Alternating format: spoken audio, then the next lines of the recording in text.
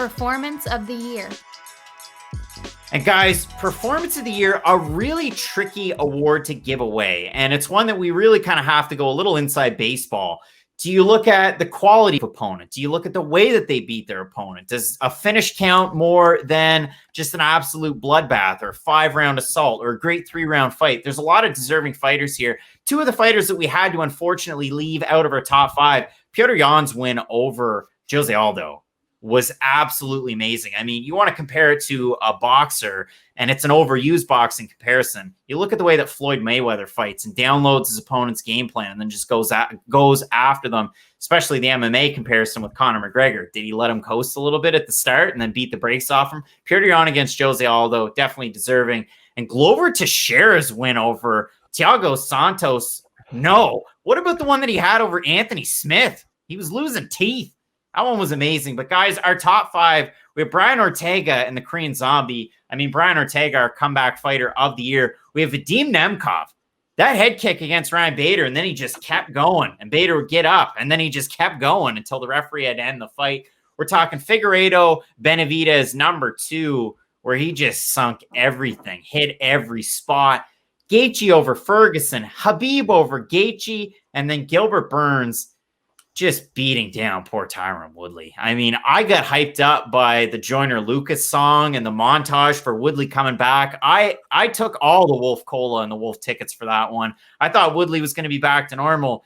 Gilbert Burns, have yourself a 2020 guy, but have yourself a performance there. Matt Allen, we're talking Performance of the Year. This is a really tough category to try and figure out a winner.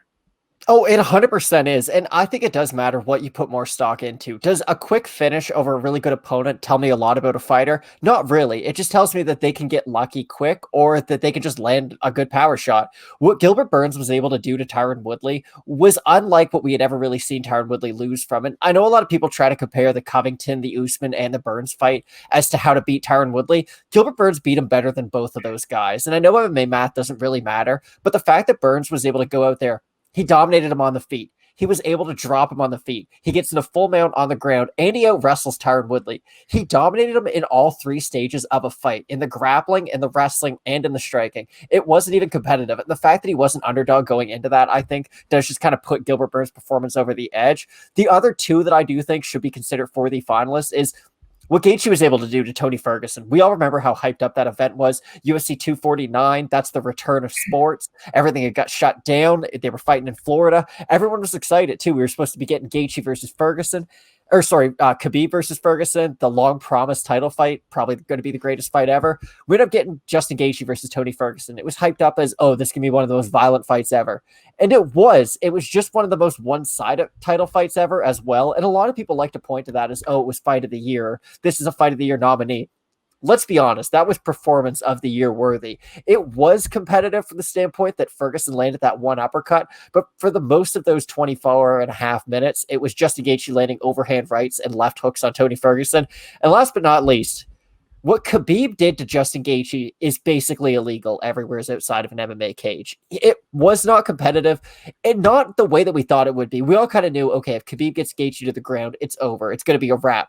But we thought at least Gaethje would be able to defend some of those takedown attempts or land on the feet. Khabib absolutely dominated him in the stand-up, which is not something anyone thought we would see coming.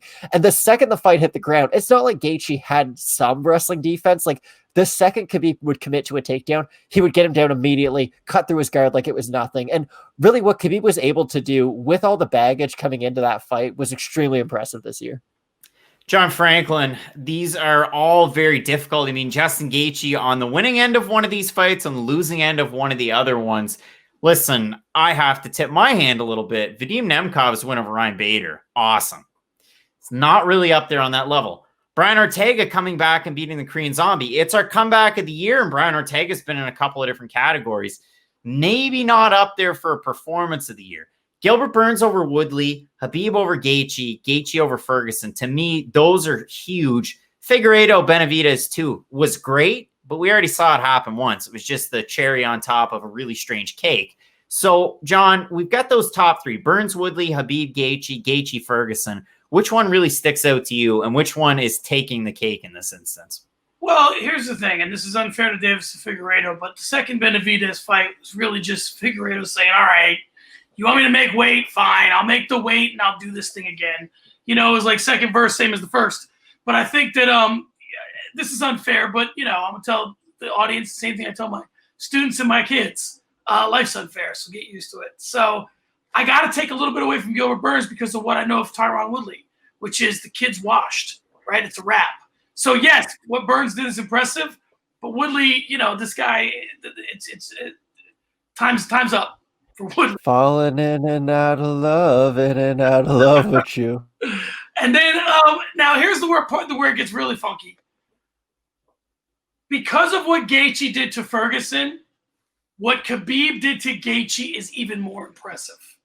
And I think that the one thing that has not been mentioned yet, and I'll tell you why, not to lower the mood of the podcast, but, you know, I lost my dad before, and you're off for a long time. Khabib, my dad was not connected to what I did for a living, right? Khabib's dad was. Khabib never went into a fight without his dad. Okay, so now here's the first fight after you lost your dad in the middle of the pandemic, which is the reason you lost your dad, fighting the one guy who's unlike anyone you've ever fought. This is a kid that comes forward, that we believe has some wrestling, although whoever sees it. You know, this is the guy that seems to be the antidote for who you are, and he's nowhere close to you. And it's the outcome is never in question. There's never a minute you think Khabib might lose this one. Once the fight started, it was a wrap. It was all Khabib. And with all those circumstances in place, knowing that he was probably going to retire if he won, having lost his father, and then putting on that type of performance, it was the best performance of his career, arguably, in the last fight of his career. And who gets to do that? So, performance of the year, Khabib Nurmagomedov over Justin Gaethje. Gotta go to Khabib in this case. I mean, again, all the circumstances surrounding that fight, I gotta bring a little bit of levity. I don't know what John said about one pump chump, but the second time for me is never the best time. It's over and done with, and it's not that great. But for Khabib to get that win over Justin Gaethje, absolutely amazing.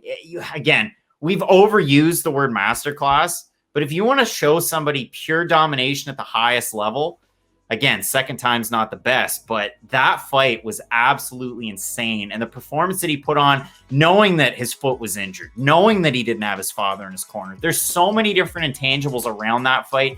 And Khabib Nurmagomedov definitely deserving of that award. So our performance of the year goes to Khabib Nurmagomedov over Justin Gaethje to cap off a crazy 2020. Now, Matt, you tipped our hand a little bit. We're talking most anticipated event of the year. You said UFC 249. Let's see who those nominees are.